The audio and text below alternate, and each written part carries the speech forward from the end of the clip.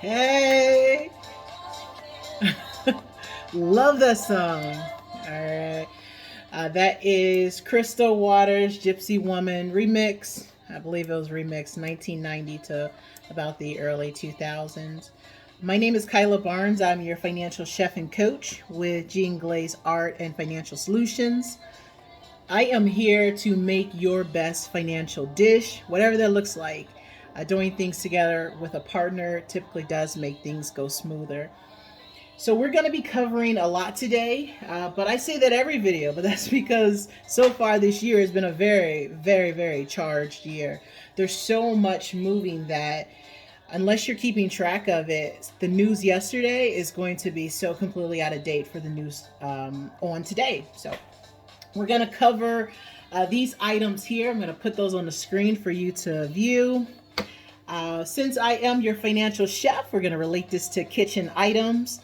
The hot pots in the kitchen today are the recession numbers, GDP, inflation, the next Fed meeting, market activities, sectors, free coins, and trading. So as we go through this, if you have any questions, by all means, drop them down below so that I will be able to answer those for you. But I'm just going to dive right into this because we have a lot. At the top, like with all other videos, which I have to stop and say, I am enjoying making these videos. I know that they may be corny. They may actually not be necessarily what you're looking for on YouTube, if that is what you think, but I enjoy making them. I love finance. I'm a student of finance in school as well as in life. Finance took me from having absolutely nothing to having what I consider to be a life that if I decided not to ever return to the office, if I decided not to ever, make a lemonade stand out there on this main road here or even downtown Louisville, that's the nearest big city to me, I would be okay. Financial independence allows for you to make your own decisions without necessarily giving up your time and resources for someone else. So I like the fact that finance has powered me to be exactly where I am, which is right here with you. All of these messages are taken or recorded with one take. So there is no splicing or editing. You get me the same way you would if we met at the bar, if we were in the grocery store, or even if we were just giggling in line about to ride a roller coaster at Six Flags. That's right. I'm still about that life. Okay, so what are we going to cover today? First hot pot is going to be the recession numbers. Are we in a recession?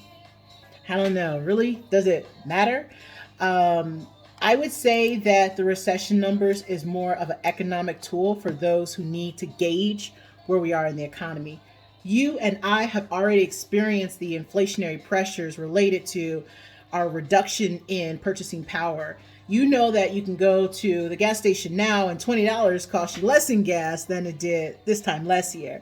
You also are aware that sugar, eggs, bread, groceries, your utilities, the energy that powers this, powers that, sewer, water, trash is all rising. That is all a reflection of inflation. The worst thing you can do for yourself in an inflationary environment is continue to spend as if it's not an inflationary environment. And the reason I say that is because $1 today is technically 9.1% less than it was a year ago, or a dime. Let's just round up. It's a dime. So $1 today gives you 90 cents of purchasing power, but you're going in the store and something costs 120. That means that you're 30 cents short. It may not be something that you realize at the register or throughout your month or week of purchasing things, but it's a real reality.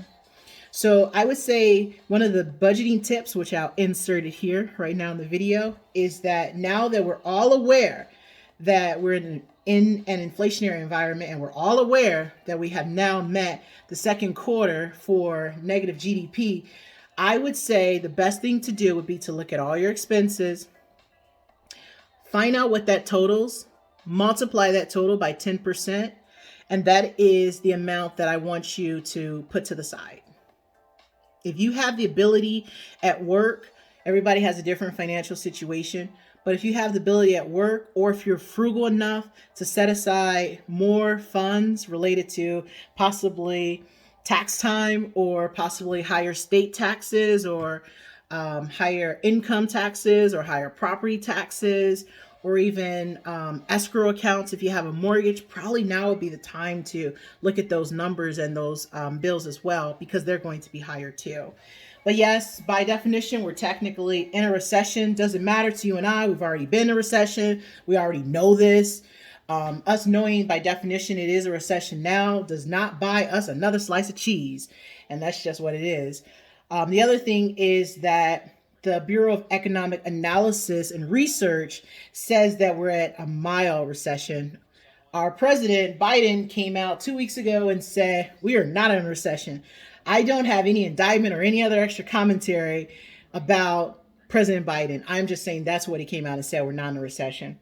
But the Bureau of Economic Activity does actually deem if we're in a recession, and that information is directly used by the Federal Reserve to drive if they should impact rates, or if they should leave things as they are, or even if they should lower them. While we're talking about the Fed, let's go a little deeper, okay? This is a good time. The Federal Reserve is put in place to gauge as well as to impact monetary policy. Monetary policy can either be hawkish or dovish. Why is she telling me this?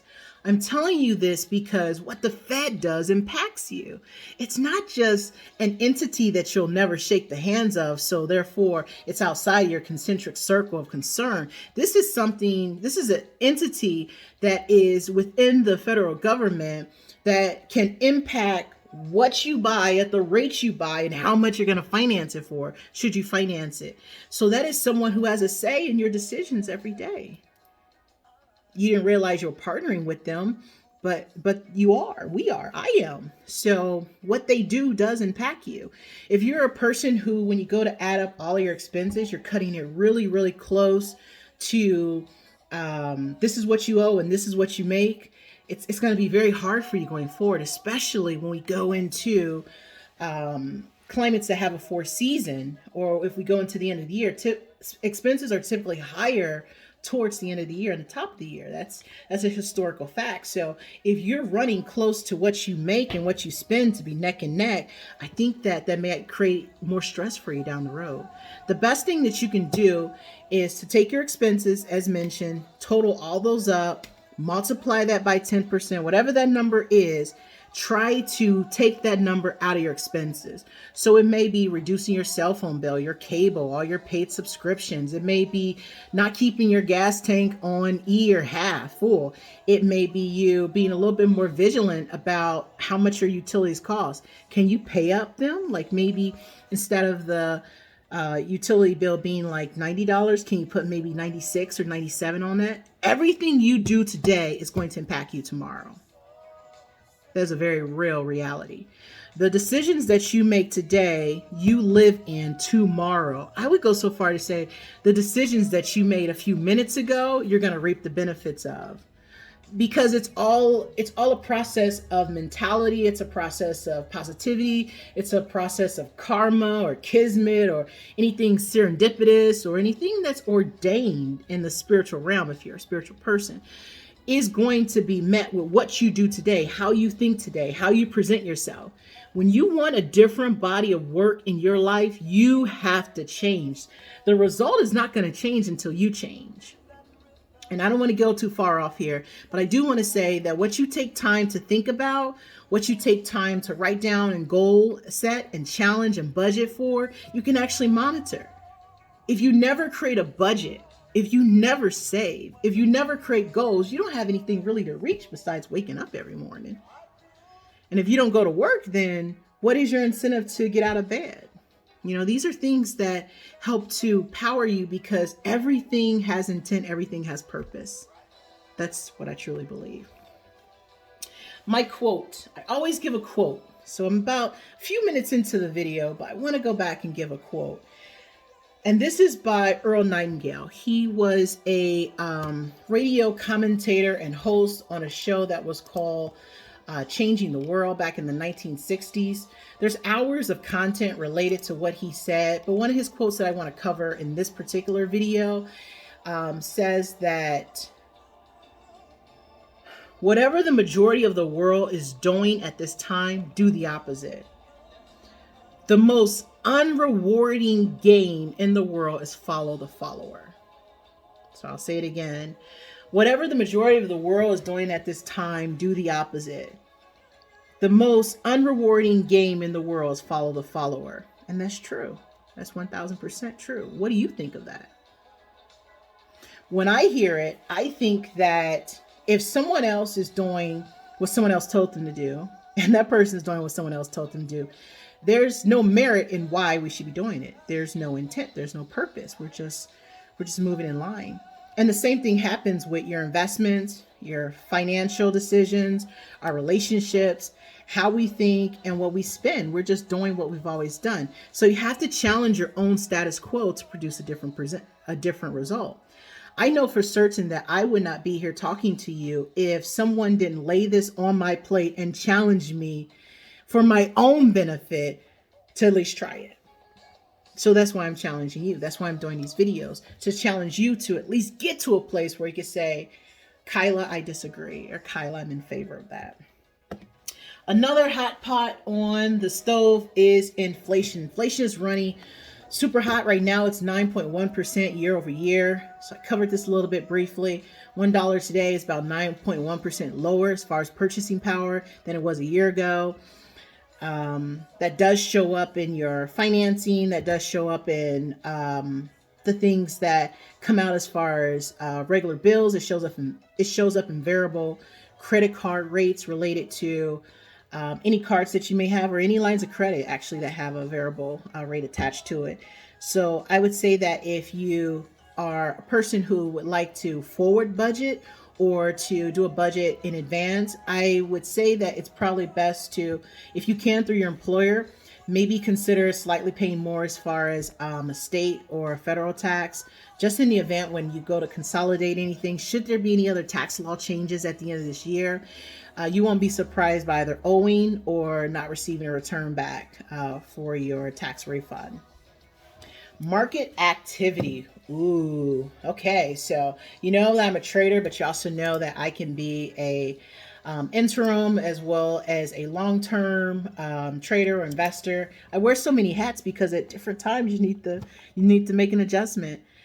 I was reading something by Sir John Templeton that said, when the information changes, I change my mind, which is true. You know, if everything holds status quo, then there's no reason to make any changes. But when things do change and you have more information, then yes, it is acceptable. It's actually more prudent for you to make a discerning decision.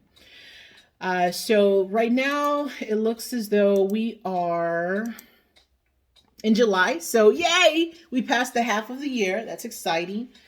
We are moving into August very quickly. So July is over with. So far, year to date, all the other sectors are in the red.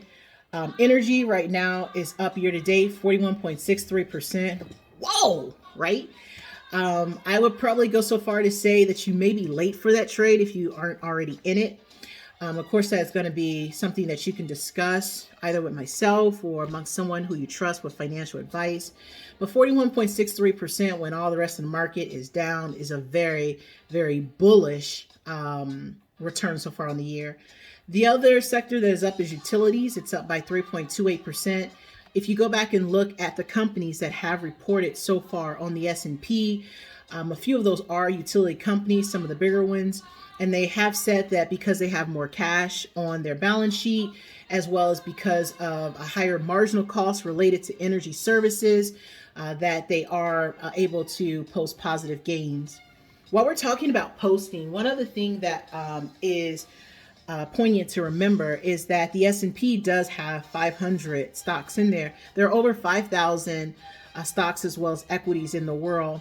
There's over 20 exchanges, just some other random information.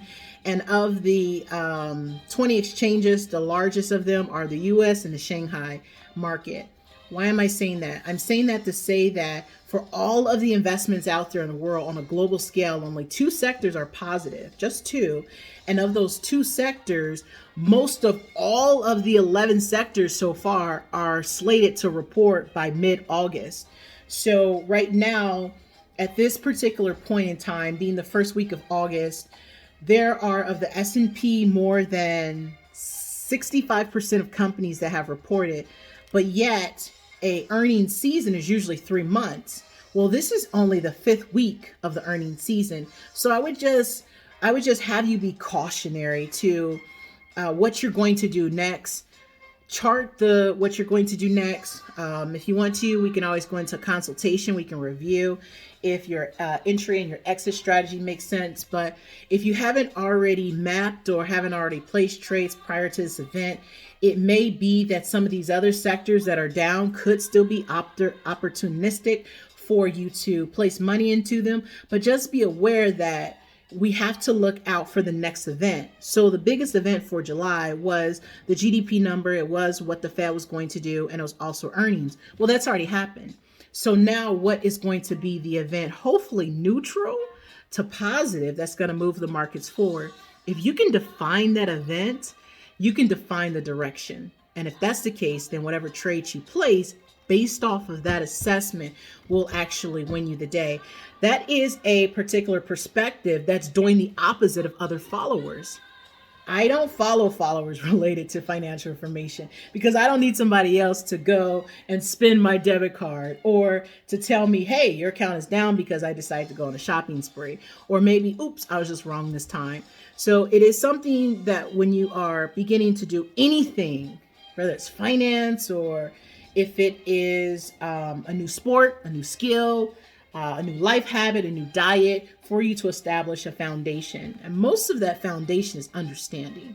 So get an understanding of what you're doing, dream, plan, and then act. But yes, the markets ahead are going to be somewhat interesting because we're moving into what is typically going to be our winter season in a four seasons climate, but we're also moving into the end of the year from a calendar perspective where most of the year is already gone.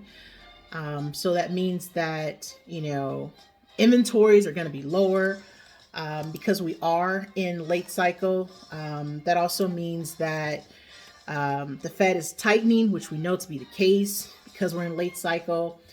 And earnings are under pressure. There's policy contraction, and there's moderate growth. Coupled with the Russian war at the top of the year is not the best recipe for going to do something that you have not researched, that you have not built a plan on, and also something that you don't have a strong idea of how you're going to execute that. But that's what I'm here for. If you'd like to set aside time for a consultation, we can definitely do that, as well as through the website, www.oneginglas.com, or even if you want to just drop a question here on YouTube.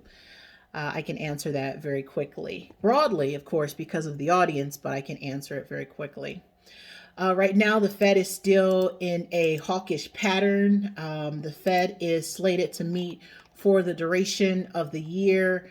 3 more times. They're going to meet in September, November, and December. After that, that would complete the rest of the year. So there would be no other interest rate changes unless they do one off cycle. An off cycle interest rate hike would mean that something in the economy has allowed them or signaled to them that they should meet off cycle to raise the rates. The Fed raising the rate is trying to cool the economy. The 2020 year was full of a fair amount of stimulus for those who were eligible to receive it, but it also had higher inventories. There were very bullish earnings that came out in the 2021 year. Several reasons to expand because the interest rates were low, several reasons to grow your portfolio either in the equity market, in the real estate market, or even in the commodities market because it was producing a fair amount of return, at least over 4.5%. But with this current cycle that we're in, everything that I just stated is the opposite. So just know where we are, know what you want, build a plan. We can always talk about that.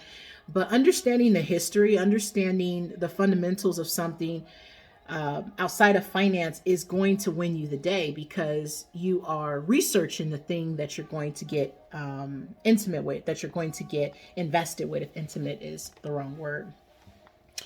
What is at risk here, and why is all of this important? The Fed, inflation, GDP, what you make at work, your W-2 wages, what you spend for bills, what you can save, and your goals are all part of a clock. I would go so far to say that all of them are essentially like, if a clock is a circle and so is a pizza, then everything I just named is a slice of that pizza. And if you take away one part of that pizza, let's just say you consume it, just because it's gone doesn't mean it wasn't relevant. It just means that now there's less of the pie, which happens to affect you in a way because you don't have the full picture.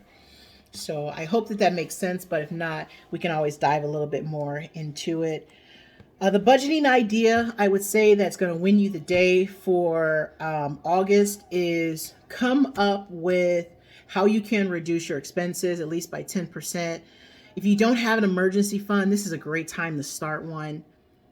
Also, banks are now more hungry for your funds. So you're going to see a lot of ads out there about online savings, money market returns, CD returns. Well, that's all great and dandy, but just make sure you know what you're purchasing. And in addition to knowing what you're purchasing, know what the competitor's doing. And what I mean by that is that if you're going to be parking money at 1%, but it may go down, like let's say it goes from like 1,000 to 500 or 5,000, whatever number in between, to maybe 4 or 3,000, to keep that liquid right now, it seems like most online brokerage firms, maybe even your brokerage firm of choice or online savings, would pay you more than 1.10%. Take the time to look at your bills, find out what you are being assessed and what you're being charged. You may notice where you keep your money year round is not paying you more than 1%, even after the Fed has made 3 installments of a rate hike. If that is the case, this is a great time for you to find investment that is paying more percent, that is paying a higher percentage, excuse me. The other thing that I would cover, which is probably going to be one of my few topics to lead out here, is that a 1-year bond right now is paying you, as far as a treasury, you can get like 2.95%. CDs right now are extremely competitive because, again, money is tighter now than it was a year ago. So you can pick up a CD right now anywhere between about 2.7 and 3.10%. You can pick up a municipal bond, which is going to be in your local municipality, 1.7 to maybe 2.10%. You'll have to work with your broker or even myself in a consultation, and we can always look at that rate if that is appropriate for your investment. You can also pick up a corporate bond that's investment grade at about 2.8 to 3.2%. So when you look at a rate matrix, that should have risen over the last few months because the Fed has been more active, which means that your sitting cash in your account should have risen over the last few months because the Fed has been more active, which means that if you're not saving more and taking the time to pay down your debts, you could actually be putting yourself in a worse position going down the road. So I just wanted to just let you know that, and also let you know that I am here should you want to talk about this a little bit more. We can always set aside a plan that's going to be tailored towards you so that you can reach your best horizon. It is going to take some work, but it's not to say that it can't be done. It's to say that we just need to set aside the time to hear what you're dreaming about, make a plan that's going to work for you and that you can stick to, and then ultimately to act. So I know I said a lot in this video. Feel free to reach out to me. That's what I'm here for. But we are past the middle of the year. If you are doing things to improve your financial position, whatever that looks like, even topics I didn't cover in this video, kudos to you. Kudos to you for caring and also wanting to change the momentum or change the path that you were previously on. I commend you. I really do. But until next time, this is Kyla P. Barnes, your financial chef and coach, here to assist you in making your best dish. And just let me know how I can help. I'm going to have Bobby Callway lead us out here.